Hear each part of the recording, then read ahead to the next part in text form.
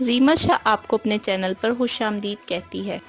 ناظرین، آج میں آپ کو آزادی کے بعد انڈیا کی سیاسی تاریخ کے بارے میں بتاؤں گی۔ 1947 دنیا کی تاریخ کے حوالے سے بہت ہی اہم سال ہے۔ اس سال دنیا کے نقشے پر دو آزادانہ ملک وجود میں آئے، ایک پاکستان بنا اور دوسرا انڈیا۔ انڈیا 15 اگست 1947 کو وجود میں آیا اور پاکستان 14 اگست 1947 کو وجود میں آیا۔ دونوں ملکوں نے ایک ساتھ اپنے سفر کا آغاز کیا۔ پاکستان اپنی ملٹری اور جمہوریت کے درمیان الجھتا رہا، جبکہ دوسری طرف انڈیا دنیا کی سب سے بڑی جمہوریت بن گیا۔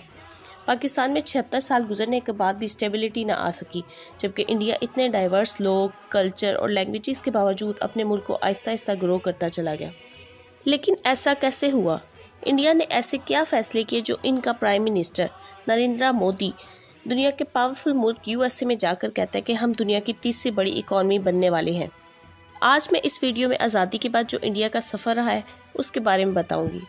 18 ستمبر 1615 میں یہ وہ دور تھا جب سنٹ تھامس روز برصغیر کی تاریخ کا سب سے اہم کریکٹر ہے، کیونکہ اس نے پہلی دفعہ مغل بادشاہ جہانگیر کے ساتھ ایک ٹریڈنگ انگریمنٹ کیا، جس کی بنیاد پر مستقبل میں انگریزوں نے یہاں پر ایسٹ انڈیا کمپنی کو اسٹیبلش کیا اور ٹریڈ کرنا شروع کی، اور اسی ایسٹ انڈیا کمپنی نے آہستہ آہستہ پورے ہندوستان کو اپنی گرفت میں لے لیا اور یہاں برٹش راج کا آغاز ہوا، جو تقریباً اگلے 200 سال تک قائم رہا۔ برٹش ایلیٹ کو ہمیشہ یہ لگتا تھا کہ انڈیا بہت بڑا ہے، یہاں پر بہت ساری زبانیں اور بہت سارے مذاہب ہیں، جس کی وجہ سے یہاں کبھی بھی سیلف رول نہیں آئے گا۔ لیکن 1885 میں ایک ایسی پولیٹیکل موومنٹ شروع ہوئی جس نے اسٹیٹمنٹ سے بھرپور طور پر ڈس ایگری کیا۔ یہ political movement Indian National Congress کی شکل میں تھی۔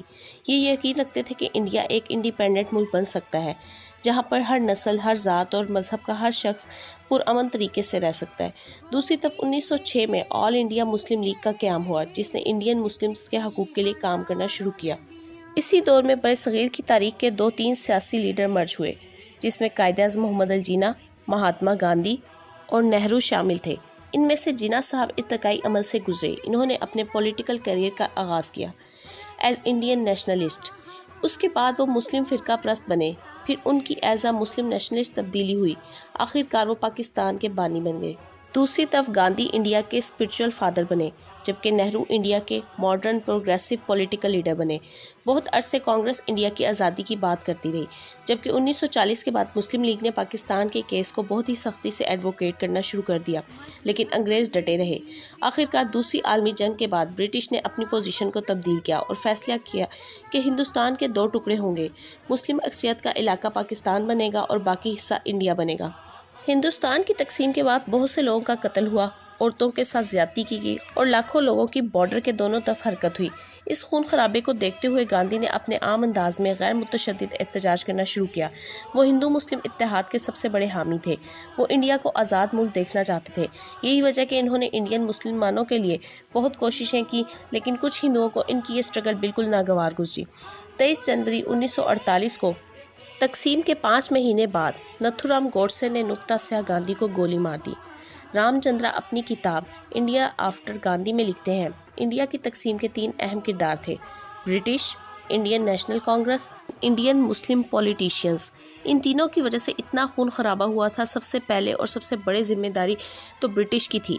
یہ برٹش ہی تھے جنہوں نے ہندوؤں اور مسلمانوں کے درمیان دوریاں اور نفرتیں پیدا کیں۔ دوسری ذمہ داری انڈین نیشنل کانگریس کی تھی۔ قائد اعظم کا کانگریس پارٹی سے درخواست کرتے رہے کہ ساتھ مل کر چلو، آپس میں کوآپریشن پیدا کرو، لیکن کانگریس نے ہر دفعہ اس درخواست کو اگنور کر دیا۔ اس کی وجہ یہ ہے گاندھی اور کانگریس پارٹی کو اس بات پر بھرپور یقین تھا کہ انڈیا کے مسلمان دنیاوی اور سوشلسٹ پارٹی کو سپورٹ کریں گے، لیکن جب قائد اعظم کو کانگریس پارٹی نے بار بار اگنور کیا تو انہوں نے آخرکار فیصلہ کر لیا کہ وہ ایک الگ مسلم ریاست بنائیں گے، اور یہ بات انہوں نے مارچ 1940 کو لاہور ریزولوشن میں اعلان کر کے بتائی، جسے لاہور ریزولوشن بھی کہا جاتا ہے۔ 1946 کے پروونشل الیکشن میں مسلم لیگ نے مسلم سیٹس پر بھرپور اکثریت حاصل کی۔ آخرکار پاکستان بن کے ہی رہے گا۔ 15 اگست 1947 کے بعد تقریباً 8 ملین یعنی 80 لاکھ ریفیوجیز انڈیا پہنچے۔ خاص طور پر پنجاب کی تقسیم کی وجہ سے لاکھوں مسلم ریفیوجیز انڈیا مستقل رہائش کے لیے گئے۔ اسی دوران انڈین گورنمنٹ کا سب سے بڑا اور بہترین فیصلہ آئین کو ڈرافٹ کرنا۔ انڈین کانسٹیٹیوشن کی وجہ سے 2 بڑے انقلاب ہوئے، ایک نیشنل اور دوسرا سوشل۔ نیشنل ریولیوشن میں آئین کو واضح کر دیا کہ ملک میں جمہوریت ہوگی اور لوگوں کو جینے کی آزادی ہوگی، اور سوشل ریولیوشن میں سب سے سب مذاہب کے لوگوں کو ایک کر دیا گیا تاکہ کوئی جھگڑا اور نفرت پیدا نہ ہو۔ اگر پاکستان اور انڈیا کی تاریخ میں سب سے بڑا فرق ہے وہ آئین کا ہی ہے۔ انڈیا نے تقسیم کے 3 سال کے اندر اپنا آئین ڈکلیئر کر دیا، جبکہ ہم نے آدھا ملک گوا کے تقسیم کے 25 سال بعد اپنے آئین کو تکمیل دیا۔ انڈیا نے آئین تو بنا لیا، لیکن اب اگلا بڑا چیلنج فرسٹ جنرل الیکشن تھا۔ برٹش ایڈمنسٹریٹرز ہمیشہ کہتے تھے کہ انڈیا کبھی سیلف گرو نہیں کر سکتا۔ ان کا خیال تھا کہ آزادی کے بعد انڈیا کے بہت ٹکڑے ہو جائیں گے، لیکن 1952 کے جنرل الیکشنز نے ان کے خیال کو غلط ثابت کر دیا۔ نہرو کے پیچھے پورا انڈیا کھڑا تھا۔ اسی سہارے کی وجہ سے نہرو اور کانگریس پارٹی نے بنیادی تبدیلیاں لانا شروع کی۔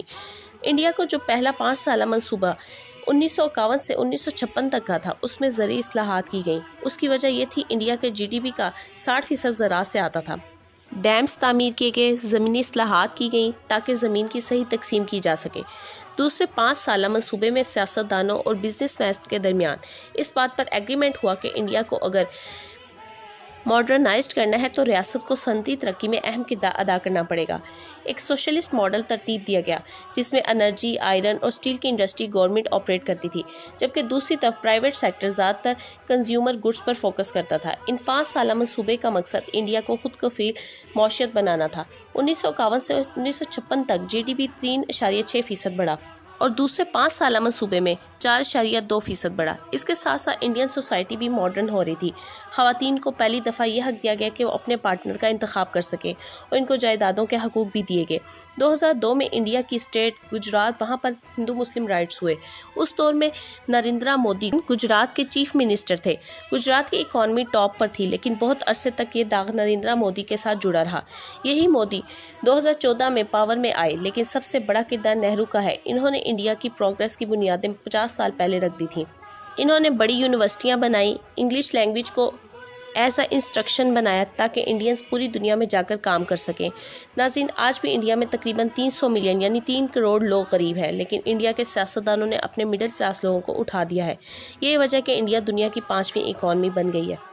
ریمل شاہ اپنے ادارے اور چینل کی طرف سے آپ کا شکریہ ادا کرتی ہے۔ دنیا کی مختلف قوموں اور ملکوں، سیاست اور تمدن، مزید معلومات کے لیے میرے ساتھ جڑے رہیں۔ ملتے ہیں اگلی ویڈیو میں نئے عنوان اور علمی مواد کے ساتھ۔ تب تک کے لیے اللہ حافظ۔